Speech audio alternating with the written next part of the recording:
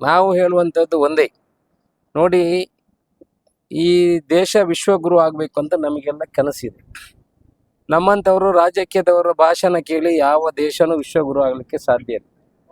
ಯಾವತ್ತೂ ಕೂಡ ನಾವು ಇನ್ನು ಇಂಜಿನಿಯರ್ ಡಾಕ್ಟರ್ಗಳು ಯಾರು ಆಗಲಿಕ್ಕಿಲ್ಲ. ನಮ್ಮ ಜೀವನ ಪರ್ಯಂತ ನಮ್ಮ ಜೀವನವನ್ನು ಹೀಗೆ ಕಳಿಬೇಕು.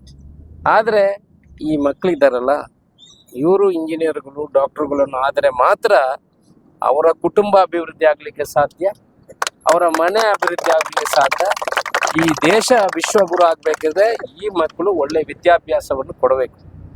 ಈ ತಲೆಮಾರು ಮೇಲೆ ಬಂದರೆ ವಿದ್ಯಾಭ್ಯಾಸ ಕೊಟ್ಟು ನಂತರ ಅವರಿಗೆ ಉದ್ಯೋಗ ಸಿಕ್ಕಿದ್ರೆ ಮಾತ್ರ ಎಲ್ಲಗಳು ಸಾಧ್ಯ. ಆ ನಿಟ್ಟಿನಲ್ಲಿ ನಾವು ಕೆಲಸ ಮಾಡುವಂಥದ್ದು. ಇವತ್ತು ಮೆಡಿಕಲ್ ಕಾಲೇಜ್ ಬಂದರೆ 25,000 ಜನ ನಮ್ಮ ಪುತ್ತೂರಿಗೆ ಬರ್ತಾರೆ ಕನಿಷ್ಠ. ಎಲ್ಲ ಅಂಗಡಿ, ರಿಕ್ಷಾ, ಕಾರು, ಹೋಟೆಲು ಎಲ್ಲ ಅಭಿವೃದ್ಧಿ ಆಗ್ತದೆ. ಜನ ಬಂದ ಕೂಡ ಇಲ್ಲಿ ದುಡ್ಡು ಬರುವಂಥ ಕೆಲಸ. ಸುಮಾರು 12,000 ಜನರಿಗೆ ಉದ್ಯೋಗ ಸೃಷ್ಟಿಯಾಗ್ತದೆ. ನೀವು ಒಂದು ಮೆಡಿಕಲ್ ಕಾಲೇಜಿನವ್ರ ಹತ್ರ ಕೇಳಿ, ಒಂದು ಮೆಡಿಕಲ್ ಕಾಲೇಜಿನಲ್ಲಿ ಎಷ್ಟು ಜನ ಉದ್ಯೋಗ ಸೃಷ್ಟಿ ಆಗ್ತದೆ ಅಂತ. ನಾನು ಮೊನ್ನೆ ಎ ಜೆ ಶೆಟ್ಟಿ ಅವ್ರ ಹತ್ರ ಕೇಳಿದೆ. ಟೀಚಿಂಗ್ ಫ್ಯಾಕಲ್ಟಿ 4,800 ಜನ ಇದ್ದಾರೆ ಟೀಚಿಂಗ್ ಫ್ಯಾಕಲ್ಟಿ.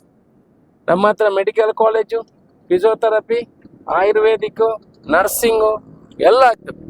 ಸೊ ಇಷ್ಟು ಜನ ಬಂದರೆ ನಮ್ಮಲ್ಲಿ ಇರುವಂಥ ಈಗ ಏನೇನು ಹೇಳ್ತಾರಲ್ಲ ಜಾತಿಗಳ ಮಧ್ಯೆ ಆ ವ್ಯತ್ಯಾಸಗಳು ಕೂಡ ದೂರ ಆಗ್ತದೆ. ಬೇಕಾದಷ್ಟು ಹೊರಗಡೆ ಜನಗಳು ಇಲ್ಲಿ ಬಂದರೆ ಎಲ್ರಿಗೂ ಉದ್ಯೋಗ